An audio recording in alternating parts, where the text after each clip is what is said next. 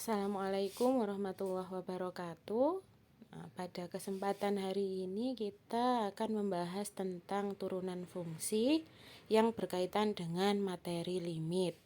Ya, materi limit sudah kita bahas pada pertemuan minggu lalu terkait limit fungsi biasa atau fungsi polinomial dan juga limit dari fungsi trigonometri.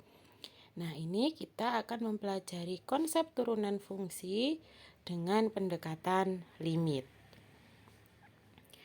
Mari kita perhatikan terlebih dahulu ilustrasi di bawah ini. Perhatikan, ini ada koordinat kartesius. Yang ke arah atas itu adalah sumbu Y, yang ke arah kanan adalah sumbu X. Jadi ke atas dan ke bawah sumbu Y, yang ke kanan dan ke kiri itu adalah sumbu X.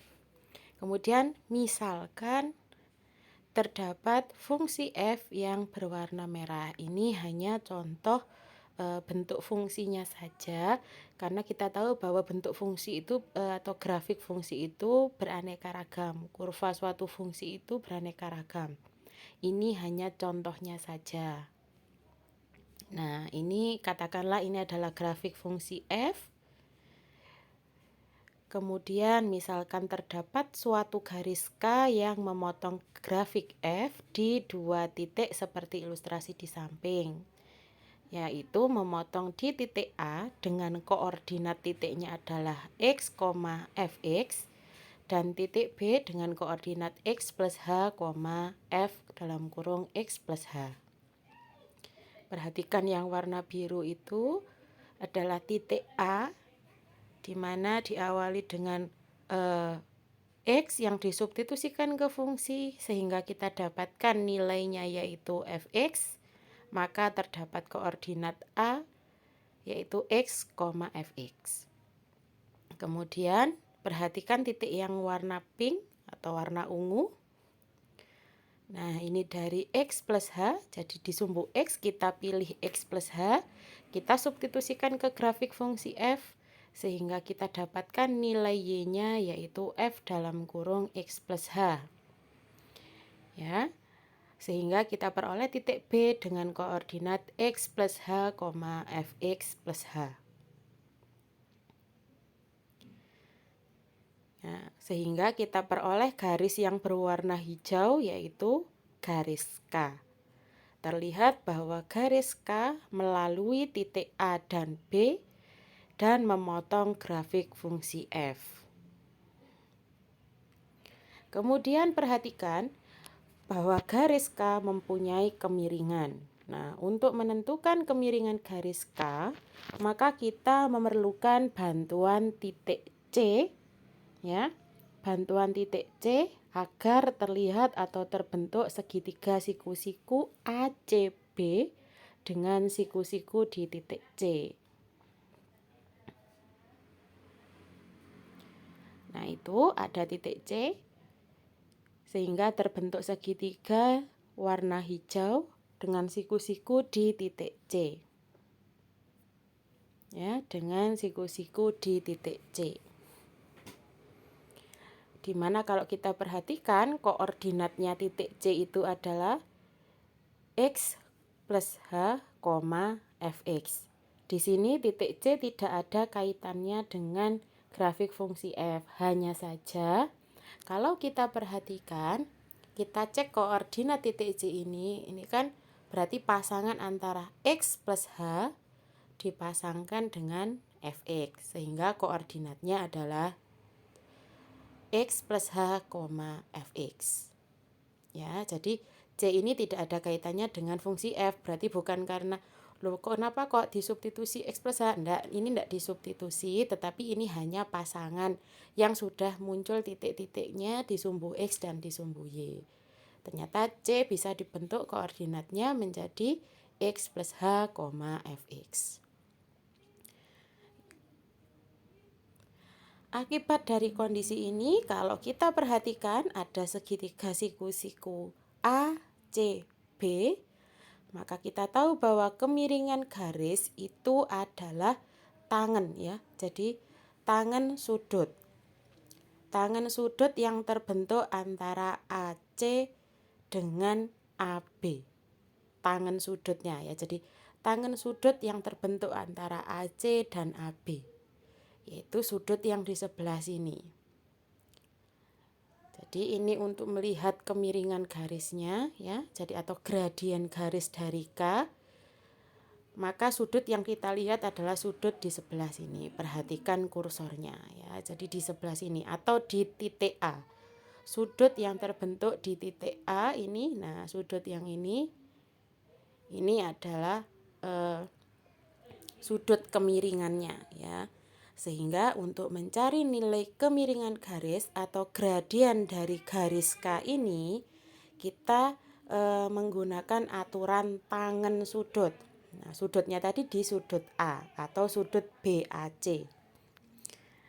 Nah, sehingga kemiringan garisnya kita peroleh adalah karena sudutnya di sebelah sini ya. Tangen itu artinya adalah sisi di depan sudut dibanding sisi di samping sudut. Sisi di depan sudut dibanding dengan sisi di samping sudut, yaitu BC berbanding dengan AC. Kalau kita perhatikan di sini BC berarti panjang B ke C. Kalau kalian lihat ya, panjang B ke C ini adalah garis yang hijau ini. Kalau kita geser ke sumbu Y, itu adalah jarak titik Fx plus H ke Fx. Nah, untuk mencari jarak ini, itu berarti panjang dari pusat koordinat ke Fx plus H dikurangi dengan jarak pusat koordinat ke Fx. Atau dengan kata lain, garis yang ditunjukkan oleh kursor ini, nah, sepanjang garis ini adalah panjangnya Fx plus H dikurangi dengan garis yang kecil ini, yaitu sepanjang Fx. Sehingga tersisa yang di tengah ini saja. Nah, ini kan panjangnya sama dengan B ke C. Nah, itu kita sebut sebagai delta Y. Delta Y diperoleh dari Fx plus H dikurangi Fx, atau nilai Fx plus H dikurangi Fx. Kemudian sisi di samping sudut itu berarti kan dari A ke C atau dari C ke A. Kalau kita perhatikan, nah, panjangnya ini kan berarti panjang dari pusat ke X plus H dikurangi panjang dari pusat ke X.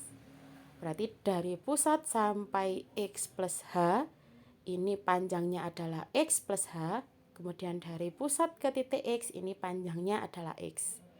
Sehingga kita peroleh bagian yang tersisa ini panjangnya sama dengan A ke C, yaitu X plus H dikurangi X. Sehingga panjangnya AC itu sama dengan delta X sama dengan X plus H dikurangi X. Sehingga kalau kita sederhanakan kita dapatkan Fx plus H dikurangi Fx per H. Ya. Ilustrasinya ini terkait dengan jaraknya. Nah, sehingga delta X itu kalau kita lihat nilainya sama dengan H. Kemudian perhatikan garis K tadi kan memotong grafik fungsi F di dua titik A dan B. Selanjutnya, andaikan garis K kita rotasikan dengan pusat titik rotasi titik A. Ya, jadi garis K ini kita putar ke bawah, kita tarik ke bawah dengan pusat rotasinya di titik A, ya, hingga hanya memotong grafik F di satu titik saja. Jadi ini kita tarik ke bawah sehingga B ini semakin lama turun sehingga dia hilang dan hanya menuju ke A. Jadi B-nya ini kita tarik sampai ke A sehingga hanya memotong di satu titik. Coba perhatikan ilustrasinya. Jadi ini B-nya turun dulu semakin mendekati A. Ya, perhatikan, saya ulangi dari sebelahnya lagi. Awalnya di sini, kemudian semakin lama semakin B-nya mendekati A dengan dia dirotasi di titik A. Ya, coba perhatikan ya. Awalnya B-nya di situ, Jadi A-nya tidak bergeser sama sekali, A-nya tetap. Tapi B-nya ini kita turunkan sepanjang garis ini. Jadi semakin lama B-nya semakin mendekati A. Dan kalian coba perhatikan ukuran dari H, ya. Sambil nanti perhatikan ukuran H yang di bawah ini. Semakin lama semakin bagaimana. Nah, ini kita coba lagi, tambah lagi B-nya semakin mendekati A. Nah, semakin lama B-nya semakin mendekati A, hingga akhirnya hanya bersatu dengan titik A, memotong di satu titik, dimana kalau kita perhatikan hanya semakin lama ukurannya semakin mendekati 0. Saya kembalikan lagi. Nah, ya. Nah, B-nya semakin turun, semakin mendekati A. Begitu juga ukuran H-nya semakin kecil dan semakin mendekati 0. Ukuran H yang di bawah itu, ya, jarak antara X dengan X plus H dengan H-nya semakin lama mendekati 0. Atau hampir mendekati 0 ya. Mendekati 0 berarti tadi titiknya tadi kan ada X plus H. Itu semakin lama X plus H-nya semakin mendekati X, dimana H-nya pasti semakin mendekati 0. Akibatnya kita peroleh gradien garis singgung ya. Jadi ini tadi kan hanya semakin lama mendekati 0. Berarti untuk mencari kemiringan garis K yang sekarang menjadi garis singgung F, kalau garis singgung berarti memotong hanya di satu titik, yaitu di sini di titik A. Maka dengan rumus yang tadi, ya, rumus gradien tadi ada Fx plus H dikurangi Fx per H. Karena hanya mendekati 0, maka kita gunakan aturan limit. Sehingga kita peroleh M sama dengan limit H mendekati 0 dari delta Y per delta X sama dengan limit H mendekati 0 dari Fx plus H dikurangi Fx per H. Perhatikan ketika menulis bentuk seperti ini. Perhatikan ketika menulis bentuk limit yang di dalamnya ada bentuk pecahan, pastikan tanda pecahan utamanya itu lurus dengan tanda sama dengan. Jangan sampai nanti tulisan limit H mendekati 0-nya lurus dengan Fx plus H dikurangi Fx, kemudian pernya ke bawah baru ditulis H. Itu penulisan yang masih salah. Jadi penulisan yang benar, perhatikan penulisannya di sini. Tanda pernya lurus dengan tanda sama dengan. Ya. Oke, saya lanjutkan. Nah, ini kalau ini contoh mencari nilai gradien garis singgung dari fungsi dengan rumusnya, yaitu X kuadrat ditambah 3X plus 1 di titik X sama dengan 1. Ya. Jadi kita mencari garis singgung dari fungsi f saat x-nya bernilai 1. Pada kasus ini kalau kita perhatikan tinggal kita substitusikan saja, yaitu M1. Kemudian tadi kan tulisannya Fx plus H dikurangi Fx per H. X-nya tinggal kita ubah jadi 1. Terus dimasukkan ke sini kita olah, maka di sini menjadi 1 plus H dikuadratkan ditambah 3 dikali 1 plus H ditambah 1. Kenapa bisa demikian? Karena X-nya kita ganti dengan 1 plus H. Maka kalau X kuadrat menjadi 1 plus H dikuadratkan. Dan seterusnya. Kalau yang di sini kan F1 ya, berarti X-nya tinggal diganti 1. Berarti 1 kuadrat ditambah 3 kali 1 ditambah 1. Kita jabarkan dan seterusnya sehingga kita peroleh M1 sama dengan limit H mendekati 0 dari 5H ditambah H kuadrat per H. Ini kalau 0-nya langsung kita substitusi, maka hasilnya menjadi 0 per 0. Kan tidak diperbolehkan, maka kita sederhanakan dulu bentuk 5H ditambah H kuadrat per H. Maka kita peroleh M1 sama dengan limit H mendekati 0 dari 5 ditambah H. 5 ditambah H diperoleh dari 5H dibagi H tinggal 5. H kuadrat dibagi H tinggal H. Dari sini tinggal kita substitusikan H yang bernilai 0 ke 5 plus H. Sehingga kita peroleh M1 sama dengan 5. Jadi gradien garis singgung Fx sama dengan X kuadrat ditambah 3X plus 1 di titik X sama dengan 1 adalah 5. Ini kalau ditanyakan nilai gradien garis singgungnya saja dan diketahui nilai titiknya. Tetapi kalau misalkan tidak diketahui nilai titiknya, maka terlebih dahulu kita harus mencari rumus kemiringan garis.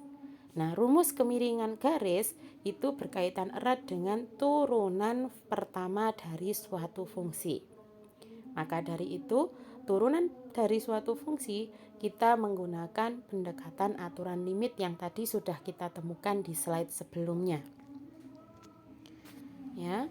Sehingga kalau secara tertulis, turunan suatu fungsi f di sembarang titik x dapat ditulis dengan simbol f aksen x atau hanya ditulis f aksen, yaitu f aksen x sama dengan limit h mendekati 0 f x plus h dikurangi fx per h, dengan kondisi jika limitnya ada. Ya, turunan fungsi itu bisa dicari selama fungsinya itu fungsinya kontinu, atau dengan kata lain fungsinya tidak terpotong seperti ketika kita belajar tentang limit yang minggu lalu.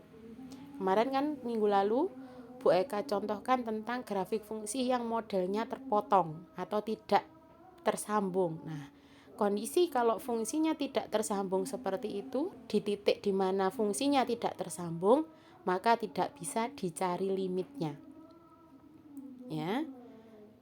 Jadi katakanlah ditanyakan garis singgung di titik yang fungsinya terpotong. Maka kalau titik itu terpotong, kondisinya kan tidak tersambung, sehingga kita tidak bisa menentukan garis singgungnya, yang menyinggung fungsinya di mana kan kita tidak tahu. Maka tidak bisa kita cari nilai turunannya. Ya. Di sini ada informasi f aksen x sama dengan limit h mendekati 0 fx plus h dikurangi fx per h. Tadi sudah ada keterangannya, tertulis bahwa limit h mendekati 0 dari delta y per delta x. Karena delta y per delta x terkena limit, maka simbol turunannya menjadi dy per dx. Ya, jadi beberapa buku ada yang menuliskan turunan suatu fungsi itu berbentuk f aksen x, atau ada juga yang tertulis dy per dx. Makna tulisan dy per dx ini adalah turunan y terhadap variabel x. Jadi dy per dx dimaknai turunan dari y terhadap variabel x. Jadi kita bentuk dulu y-nya dalam bentuk polinomial atau bentuk trigonometri bervariabel x, baru kita turunkan terhadap variabel x. Nah, terdapat beberapa buku yang menuliskan bentuk f aksen atau dy per dx itu dengan tulisan cuma d kapital fx. Ini maknanya diferensial dari fungsi fx. Nah, bentuk tulisan D kapital fx ini nanti juga akan kalian temui pada mata kuliah kalkulus peubah banyak.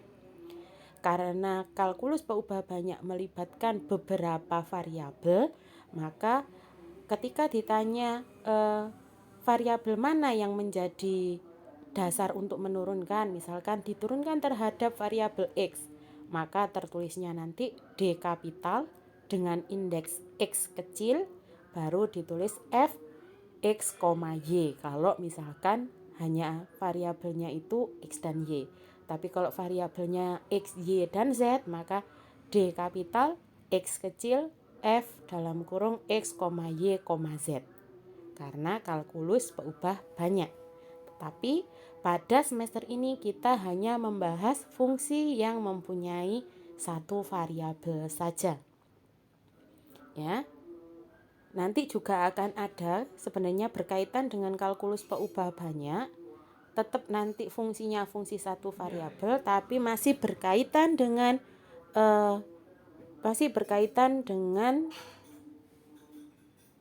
beberapa variabel yaitu X dan Y, nanti kita kenal istilahnya fungsi implisit.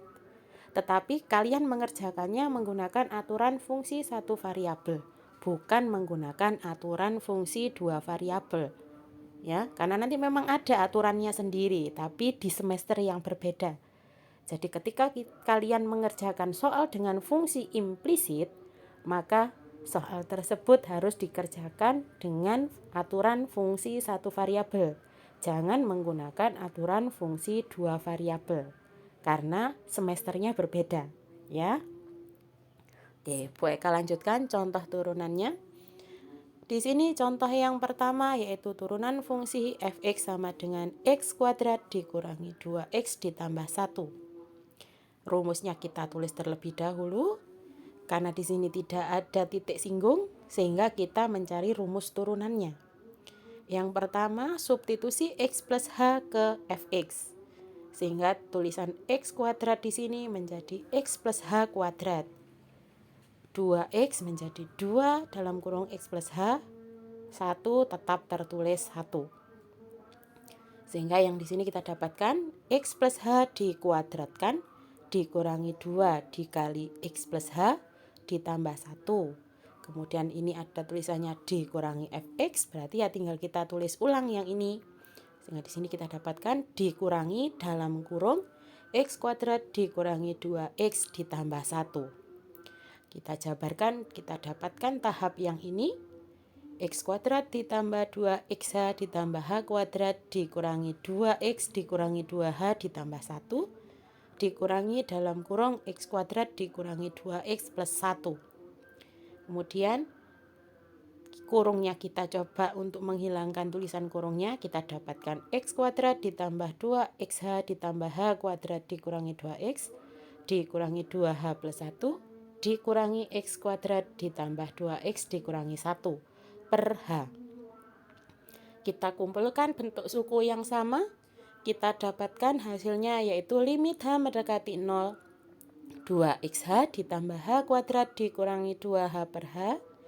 Sehingga kalau dibagi dengan h, kita peroleh tinggal limit h mendekati 0 dari 2x plus h dikurangi 2. Kita substitusikan nilai h yang sama dengan 0, maka kita dapatkan 2x dikurangi 2. Jadi turunan dari fungsi fx sama dengan x kuadrat dikurangi 2x plus 1 adalah f aksen x sama dengan 2x dikurangi 2. Jadi nanti untuk pertemuan ini tugasnya menggunakan aturan yang ini, penggunaan limit. Jadi tidak boleh menggunakan aturan turunan yang pangkatnya dipindah ke depan, kemudian pangkatnya berkurang 1. Untuk pertemuan ini tidak boleh menggunakan aturan itu, karena itu masuk teorema bukan definisi limit. Ya, aturan yang seperti itu tadi itu masuk teorema bukan definisi turunan. Kalau definisi turunan menggunakan aturan yang ini. Ya, jadi nanti kalau di UTS soalnya dari Bu Eka, tentukan turunan fungsi, Bu Eka tuliskan fungsinya dengan definisi turunan. Kalau ada tulisan definisi turunan, maka harus menggunakan aturan limit. Tidak boleh menggunakan aturan yang pangkatnya dipindah ke depan, kemudian pangkatnya berkurang 1. Ya, semoga penjelasan Bu Eka bisa difahami. Kemudian di sini ada contoh tentang turunan dari fungsi yang berbentuk trigonometri. Aturannya sama. Tapi di sini fungsinya bentuknya adalah fx sama dengan sinus 3x. Ya. Kita tulis terlebih dahulu aturan definisi turunannya, kemudian kita substitusikan x plus h ke x sehingga kita dapatkan sinus dalam kurung 3 dikali x plus h dikurangi sinus 3x per h. Selanjutnya kita peroleh di sini sinus dalam kurung 3x plus 3h dikurangi sinus 3x per h. Limit h mendekati 0 dari, nah di sini bentuknya adalah sinus penjumlahan dua sudut. Nanti kalian buka aturan sinus penjumlahan dua sudut, yaitu sinus 3x dikali cos 3h ditambah cos 3x dikali sinus 3h dikurangi sinus 3x. Sinus 3x yang di belakang diperoleh dari yang ini.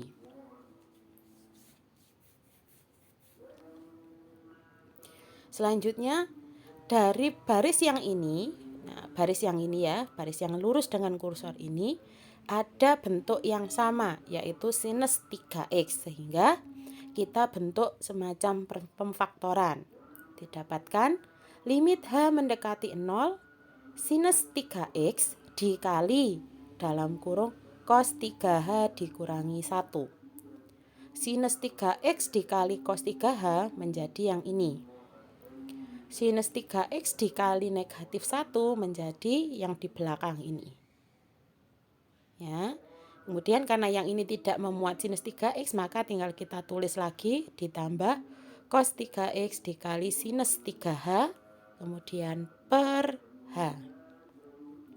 Kita pecah menjadi 2. Limit h mendekati 0 dari sinus 3x dikali cos 3h dikurangi 1 per h ditambah limit h mendekati 0 dari cos 3x dikali sinus 3h per h. Nah, kita mau menggunakan aturan trigonometri istimewa. Kalian masih ingat aturan trigonometri istimewa yang kalau bentuknya limit t mendekati 0 dari sin t per t nilainya 1. Nanti sambil dibuka materi Bu Eka minggu lalu. Kemudian limit t mendekati 0 dari 1 dikurangi cos t per t sama dengan 0. Selama bentuk sudut yang ada di belakang sinus kosinus tangannya sama dengan yang ada di penyebutnya. Jadi tadi sin t per t. Di belakang sinus hanya tertulis t, kemudian penyebutnya cuma t. Nah, itu hasilnya adalah 1. Kemudian kalau 1 dikurangi cos t per t, maka nilainya adalah 0. Nah, kita gunakan aturan itu sehingga kita dapatkan langkah-langkah ini dan seterusnya. Nah, di sini kalau kita perhatikan sinus 3x ini kan tidak memuat h, maka boleh dikeluarkan sehingga kita dapatkan sinus 3x dikali limit h mendekati 0 dari cos 3h dikurangi 1 per h. Begitu juga yang ini, cos 3x tidak memuat h, boleh kita keluarkan sehingga menjadi ditambah cos 3x dikali limit h mendekati 0 sinus 3h per h.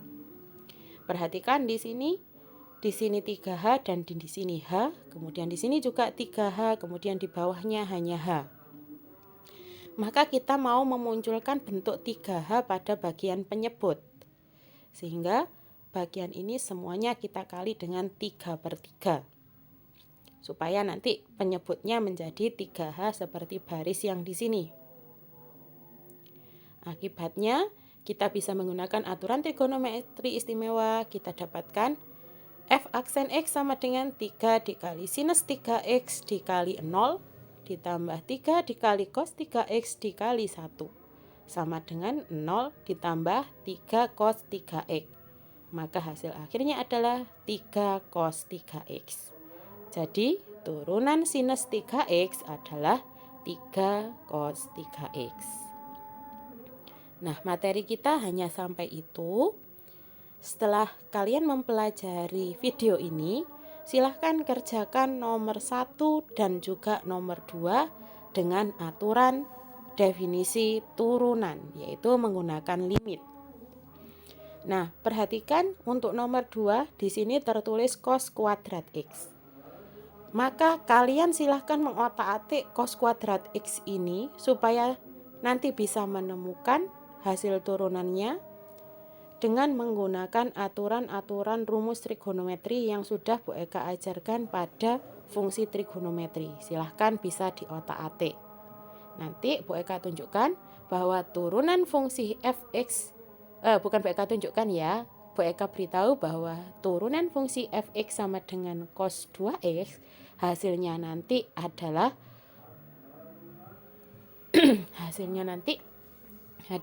negatif, ya. Hasilnya nanti adalah negatif 2 sin x cos x, ya.